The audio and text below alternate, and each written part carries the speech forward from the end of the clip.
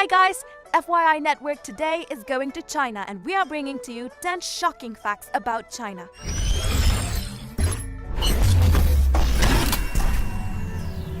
Starting at number 10, we have ghost marriage. Yeah, ghost marriages are legally binding nuptials in which one or both parties involved are dead. I'm talking about dead people getting married. What started it all is an unknown story, but the probable reasons as to why such practice is encouraged are mostly to do with societal expectations like, a widow can show her eternal love for her deceased husband, and families can have their unmarried deceased children marry in the afterlife. That's sweet. Number 9. GAOKAO. I'm not sure if I pronounced that right, but yeah, the National Higher Education Entrance Examination, commonly known as GAOKAO, is one of the most toughest examinations in the world.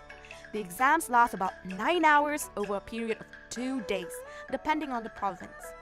Chinese literature, mathematics, and English language are required for all students. And in addition to that, students have to choose between 2 streams: social science-oriented area and natural science-oriented area. In 2006, a record high of 9.5 million people applied for tertiary education entry in China, and out of these, 8.5 million, that is 93%, took the national entrance exam, which is GAOKAO, if I pronounce that right. Moving to number 8, virgin boy egg. Virgin boy eggs are a traditional dish of Dongyang, Zhejiang, China, in which eggs are boiled in the urine of young boys, preferably under the age of 10. There's no good explanation for why it must be boys' urine specifically. It has simply been so for centuries, that's it, no reason. However, it is historically believed in the region that urine has various health benefits and was commonly ingested in ancient times. In such times, eggs were one of the most nutritional food items available to peasants and farmers, so they boil it in boys' urine. Ew. Number 7. PIGEON division. In 2011, Chinese state media made a surprise announcement. The announcement concerned the People's Liberation Army's latest recruits. Who are these recruits? 10,000 of these recruits had just been assigned to the Chengdu division. They had been tasked with special military missions along the nation's borders.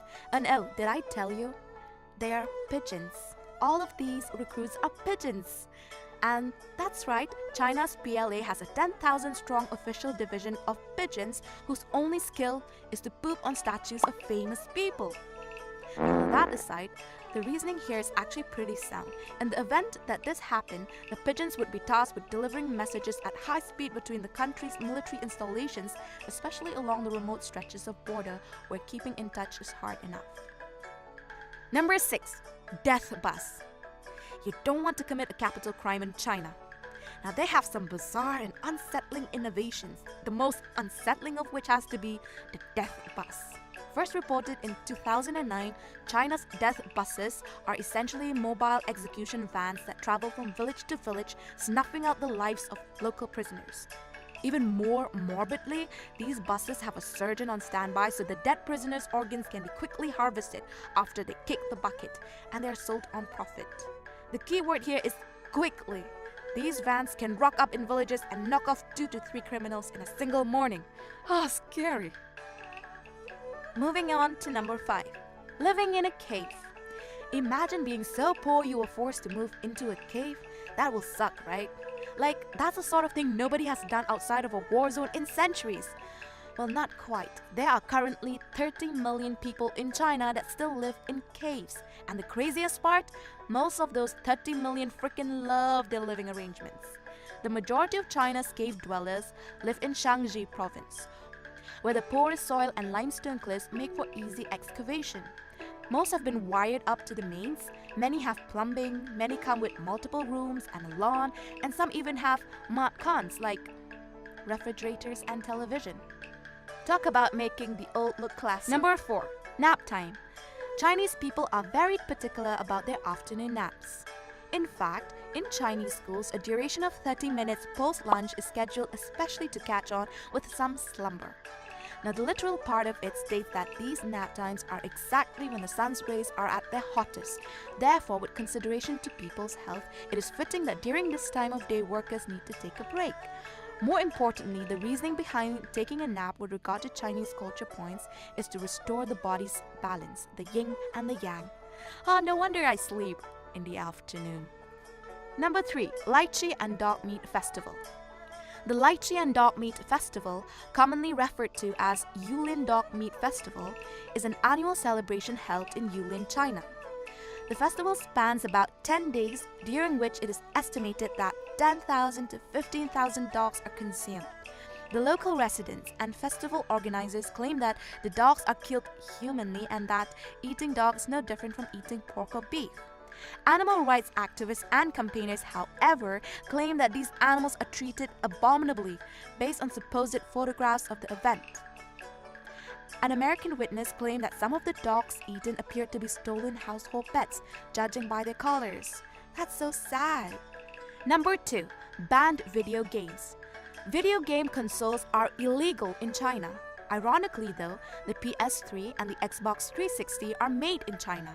They are Chinese made, and there's a flourishing PC gaming culture. Now there has to be a reason for this ban. Turns out there is a reason for this. Open quote, consoles have been banned in China since the year 2000, close quote. Lisa Hansen from the market researcher Nickel Partner tells Kotaku. Open quote, the government thought that was the best way to protect Chinese youth from wasting their minds on video games after a parental outcry, close quote. The following year, online gaming exploded and the market size hit $100 million. So the ban, Hansen says, open quote, didn't stop the problem, close quote. Closing in at number 1, hymen restoration. A survey on relationships and marriage in China has suggested that young people are losing their virginity at a younger age. A growing number of Chinese women, mostly in their 20s and about to get married, are opting for a surgical procedure called hymen restoration, which returns the hymen to its condition before it was ruptured, which typically occurs during their first sexual contact. But this can also happen while playing sports or doing other strenuous activities. It's like sewing your virginity back in. Anyway guys, those are 10 shocking facts about China, and if you know some more, we would love to hear from you in the comments below. Please give this video a thumbs up and we will see you again with another video next time. Bye!